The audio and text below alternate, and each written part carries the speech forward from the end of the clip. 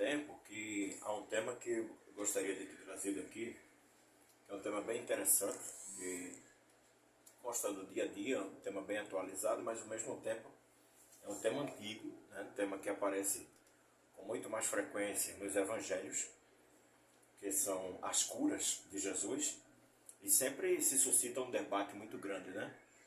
Essas curas, elas realmente existiram? De que forma? Aliás, o debate em torno de Jesus é até a própria personalidade de Jesus, né? A individualidade de Jesus também, ainda questionada por muitos que não acreditam. E nós respeitamos tranquilamente aqueles que não acreditam que houve a existência dele, né? Mas óbvio que eu, como filósofo, mais filósofo cristão, acredito na vinda de Jesus à Terra e óbvio de como se modificou todo o panorama. Os erros ocorridos no cristianismo, óbvio que esses não são por conta de Jesus. Óbvio que esses são por conta do homem, de como o homem interpretou Jesus. Não sei se você já percebeu, mas o que Jesus vem fazer na Terra acaba trazendo uma autoridade muito grande. E óbvio que mais adiante aqueles que se achavam no direito de representar Jesus acabou elevando essa autoridade a autoritarismo. Acho que o cristianismo foi muito mais próximo a Jesus quando era perseguido do que quando passou a perseguir. E quando o cristianismo passa a perseguir, temos um paradoxo. Ora, Jesus é amor, o cristianismo é amor, e não perseguição, não ódio, não separações, muito pelo contrário. Eu trago aqui esse tema das curas instantâneas, e vou ler um pouco, mas vou comentar, óbvio, né, para não ficar cansativo o vídeo. Estou aqui com a Revista Espírita, Jornal de Estudos Psicológicos, coletânea francesa, 11º ano, 1868, aqui tem o ano todo da revista, mas eu vou me dedicar a um escrito de Allan Kardec, produzido em janeiro de 1868. É o 11º ano do Jornal de Estudos Psicológicos, número 1 de 1868. E que diz o seguinte: ensaio teórico das curas instantâneas. Depois eu vou fazer um comparativo com o que ele traz na Gênese e fala dos milagres do Evangelho. E é bem interessante para você que, como eu, não acredita em milagre. Eu não acredito em milagre. Eu acredito que os fatos ocorreram, mas daí a se chamar milagre dá outra conotação. Nós podemos tratar como fenômenos psíquicos. E há uma explicação aqui. Mas vamos lá. Ensaio teórico das curas instantâneas. Nos diz o Sr. Kardec: de todos os fenômenos espíritas, sem contradita, um dos mais extraordinários é o das curas instantâneas. Compreendem-se as curas produzidas pela ação firme de um bom fluido. Mas pergunta-se, como esse fluido pode operar uma transformação súbita no organismo? E, sobretudo, por que o indivíduo que possui essa faculdade não tem acesso sobre todos aqueles que são atingidos da mesma doença, admitindo que haja especialidades? É uma das perguntas, né? Por que nem todas as pessoas são curadas por aqueles que se dizem curar? A simpatia dos fluidos é uma razão, sem dúvida, mas que não satisfaz completamente, porque ela nada tem de positivo nem de científico. No entanto, as curas instantâneas são um fato que não se poderia colocar em dúvida. Se não tivessem em seu apoio, senão os exemplos dos tempos recuados, poder-se-ia, como alguma aparência de fundamento, considerados como lendários, ou pelo menos como ampliados pela credulidade. Quantas vezes, né, as pessoas dizem, isso é lenda, isso é credulidade, às vezes até tolice. Mas quando os mesmos fenômenos se reproduzem sob nossos olhos, no século mais cético com respeito às coisas sobrenaturais, a negação não é mais possível.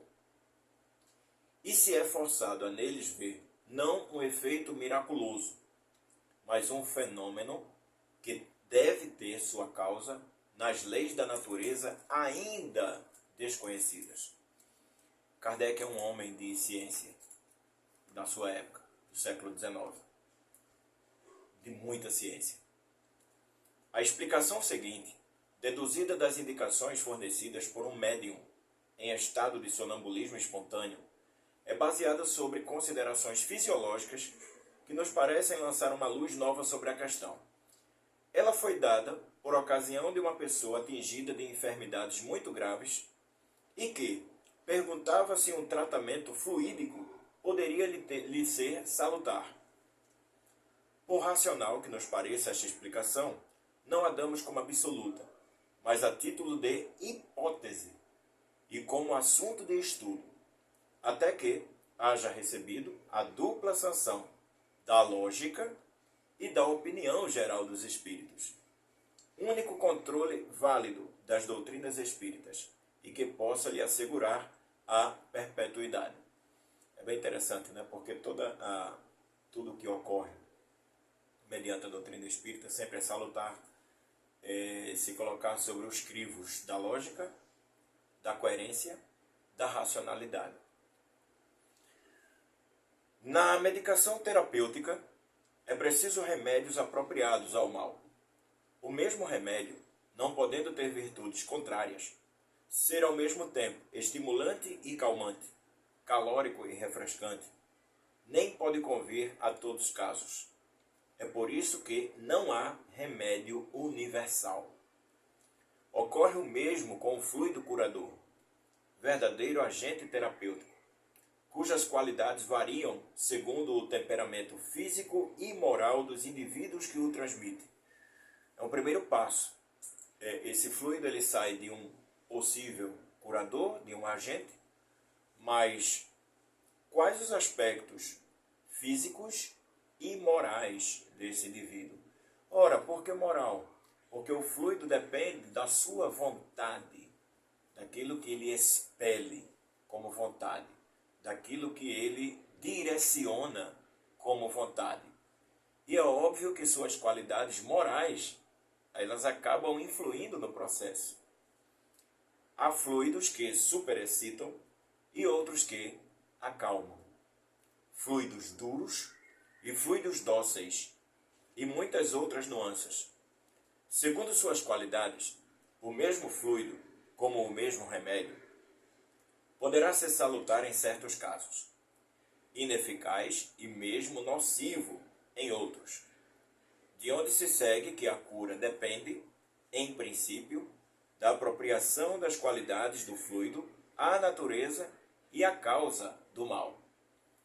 Eis o que muitas pessoas não compreendem, e porque se admiram de que um curador não cure todos os males. Quanto às circunstâncias que influem sobre as qualidades intrínsecas dos fluidos, elas foram suficientemente desenvolvidas no capítulo 14 da Gênese, para que seja supérfluo relembrá-las aqui. Eu vou trazer somente um trecho, e aqui, a Gênese. Eu pulei o 14, já para trazer algum aspecto que tem aqui no 15, quando fala os milagres do Evangelho. Mas que diz assim, ó, vai ser bem interessante para a gente compreender esse ensaio teórico de Kardec. Os fatos relatados no Evangelho, que têm sido até aqui considerados como milagrosos, pertencem na maior parte à ordem dos fenômenos psíquicos, isto é, dos que têm causa primária as faculdades e os atributos da alma. E aí vem uma coisa interessante, né? Eu queria trazer um filósofo da atualidade, um filósofo da mente, chamado David Chalmers. David Chalmers diz, é um filósofo australiano, casado com uma brasileira, às vezes quando ele vem no Brasil, vem no Rio de Janeiro, o Chalmers, ele diz que, em sua filosofia da mente, que tem que existir uma ciência para trabalhar as coisas da mente, para pesquisar, para estudar. Mas essa pesquisa ela não pode ser física, porque a mente não é física. Então essa ciência não pode ser estritamente física, porque os físicos, até agora, os cientistas, materialistas não encontraram a mente. Para você, o que é a mente? A mente é o cérebro, é o crânio, é algo dentro do crânio, dentro deste cérebro? Não se encontra. Encontra-se tudo. Encontra-se o local da linguagem, da visão, da audição, dos pensamentos, da memória, mas não se detecta o que se está pensando, por exemplo. Sabe que há um movimento do pensamento, mas não se sabe o que a pessoa está pensando. Então, o que é essa mente? E aí Chalmers vai dizer que essa mente ela não é necessariamente física, e somente uma ciência que pesquisasse não somente de maneira física iria ter acesso ao estudo da mente. Parece bem com o que Kardec está falando aqui, quando fala de fenômenos psíquicos, e essa causa primária, ele atribui às faculdades e atributos da alma. E aí a gente vai entrar naquela coisa de Kardec, né? Ah, mas professor, mas Antônio Damasio já lançou um livro, né? Não sei se está aqui próximo. Eu sempre gosto de trabalhar com ele. Não está próximo, está na outra estante. Mas Damasio fala sobre o erro de Descartes. Depois você pesquisa aqui no nosso canal, vê se eu coloco um link, o erro de Descartes. Mas não caracteriza totalmente o erro de Descartes. Pode-se falar em um dos erros de Descartes. Então, o erro de Descartes seria aquela tese, aquela teoria do piloto do carro, né? O crânio seria o carro, enquanto que a alma seria o piloto desse carro. Vamos lá. Comparando-os com os descritos e explicados no capítulo precedente, reconhecemos sem dificuldade que há entre eles identidade de causa e de efeito. A história registra fatos análogos em todos os tempos e entre todos os povos, em razão de que, desde que existem almas encarnadas e desencarnadas, os mesmos efeitos têm sido produzidos. Pode-se, é verdade, contestar sobre esse ponto de veracidade da história, mas atualmente eles se produzem sob nossos olhos, por assim dizer, à vontade e através de indivíduos que nada têm de excepcional. O fato somente da reprodução de um fenômeno em condições técnicas é suficiente para provar que é possível e submetido a uma lei e por isso não é miraculoso. Aquilo que se falava sobre o fantástico, que ainda se fala, né? Aliás, existem ainda denominações religiosas que abusam dessa coisa do milagre, entre aspas, uma coisa fantástica, com uma autoridade que é dada àquele que proporciona esta possível cura. E vários casos já foram denunciados e provados como charlatanismo. Não é disso que estamos falando. Não temos o mínimo interesse de falar de charlatanismo, de incentivar charlatanismo. Muito pelo contrário. Charlatanismo é crime. Né? O que estamos falando aqui é de possibilidades para o futuro de adentrarmos nessa natureza de ordem metafísica, segundo os gregos, né, metafísico, aquilo que vai além da física. Física para grego era tudo que era material, era tudo que era natureza. Então, além desta natureza que nós vemos, que nós observamos, nós temos acesso a essa outra natureza, além desta realidade que nós vemos, que nós tocamos. O princípio dos fenômenos psíquicos se baseia, como se tem visto, sobre as propriedades do fluido perispiritual, que constitui o agente magnético, sobre as manifestações de vida espiritual durante a existência e após a morte. Enfim, sobre o estado constitutivo dos espíritos e no papel que desempenham como força ativa da natureza. Conhecidos esses elementos e constatados seus efeitos, a consequência é que se admita a possibilidade de certos fatos que eram rejeitados enquanto se lhes atribuía uma origem sobrenatural. Aliás, é uma marca que a gente deve trazer aqui nesse canal. Esqueça tudo aquilo que foi falado sobre sobrenatural. Não existe sobrenatural. Aquilo que classificávamos como sobrenatural é perfeitamente natural. Mas as nossas ciências ainda não conseguem explicar o que são esses sobrenaturais. Para a gente fechar, o estudo é longo e a gente pode avançar mais adiante. Eu queria trazer algo aqui ainda sobre essa teoria, esse ensaio teórico das curas instantâneas. A essa causa toda física de não cura, é preciso acrescentar-lhe uma toda moral que o Espiritismo nos faz conhecer. É que a maioria das doenças, como todas as misérias humanas, são expiações do presente e do passado, ou provas para o futuro. São dívidas contraídas, das quais se devem suportar as consequências até se as tenha quitado. Aquele, pois, não pode ser curado porque deve suportar sua prova até o fim. Este princípio é um motivo de resignação para o doente, mas não deve ser uma desculpa para o médico, que procuraria, na necessidade da prova, um meio cômodo de abrigar sua ignorância. Quer dizer, não é porque aquele tem que passar por sua prova até o final que o médico deve desistir. Não, muito pelo contrário. A sua missão, a sua tarefa é tentar descobrir, é realizar o máximo possível para o seu paciente. E aqui estamos falando tanto do médico físico, né, do clínico, quanto do médico espiritual, psíquico. As doenças, consideradas só do ponto de vista filosófico, têm duas causas que não foram distinguidas até hoje e que não poderiam ser apreciadas antes dos novos conhecimentos trazidos pelo Espiritismo. É da diferença dessas duas causas que ressalta a possibilidade das curas instantâneas nos casos especiais e não em todos. Certas doenças têm sua causa original na própria alteração dos sentidos orgânicos.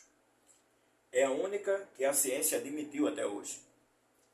E como ela não conhece para remediá-la senão as substâncias medicamentosas tangíveis, não compreende a ação de um fluido impalpável, tendo por propulsor a vontade. No entanto, as curas magnéticas estão aí para provar que isso não é uma ilusão. E aqui, gente, eu queria trazer algo. Agora sim, queria trazer o Evangelho. Tem uma passagem bem interessante que tem aqui. O cego de Jericó. A passagem de Jesus que se encontra em Mateus 20, 29, 34, Marcos 10, 46, 52 e também Lucas 18, 35, 43. Vamos lá, queria que você prestasse atenção a um detalhezinho que tem aqui. Dirige-se a Jericó. Saindo de Jericó, ele e os seus discípulos e uma considerável turba, Bartimeu, o filho de Timeu, cego pedinte, estava sentado à beira do caminho. Ao ouvir que era Jesus, o Nazareno, começou a gritar e dizer: Jesus, filho de Davi, tem misericórdia de mim. Muitos o repreendiam para que fizesse silêncio. Ele, porém, gritava mais. Presta atenção nisso. Ele gritava mais, ele queria, ele correu atrás. Filho de Davi, tem misericórdia de mim. Jesus, parando, disse: chamai-o. E chamam o cego, dizendo-lhe: anima-te, ergue-te, ele te chama. Ele, lançando fora o seu manto, saltando, foi até Jesus. Foi saltando. Em resposta a ele, Jesus disse: que queres que eu te faça? Vejam só, perceba esse detalhe. Todos estavam percebendo que o homem era cego. Quem já conhecia, já sabia, e quem não conhecia, mas estava vendo o estado do homem sem a sua visão. E por que Jesus também não sabia? Mas ele pergunta: que queres que eu faça? Qual é tua vontade? O cego lhe disse: Rabuni, que eu volte a ver. Ele emite a sua vontade. Jesus lhe disse: vai, a tua fé te salvou. E imediatamente voltou a ver e o seguia pelo caminho. Essa fé, não somente no sentido de acreditar por acreditar. Essa fé, ela traz um desejo, traz uma vontade, além da crença, esse impulso em que fluidos daquele que vai receber estão aptos para receber fluidos daquele que vai enviar. E óbvio que é um conjunto de fatores, aspectos físicos e morais, tanto daquele que está apto a receber. Será que já chegou o seu tempo? Será que ele conseguiu diminuir um pouco a sua carga moral, não física, mas moral? Será que já foi o suficiente? Será que aquele que vai doar, quais são os seus aspectos físicos, do ponto de vista de saúde do organismo, e moral também? O que é que eu vou te oferecer? Então são temas importantes para a gente debater no campo da cura. Peço para você deixar sugestões aqui também, comentários, assinar o nosso canal e divulgar, que é bem importante. Estamos com outro trabalho paralelo sobre o cristianismo primitivo, não do ponto de vista de proselitismo, não é nada disso. Aqui não é nossa intenção de fazer proselitismo, questão de discutir essas coisas, né? Do ponto de vista da filósofo da religião, sou filósofo da religião e por isso nos dá a liberdade de trabalhar esses temas, não só do cristianismo, mas budismo, hinduísmo, islamismo, ateísmo, o que quer que seja. Mas aqui estamos focados no cristianismo. Um grande abraço e até a próxima.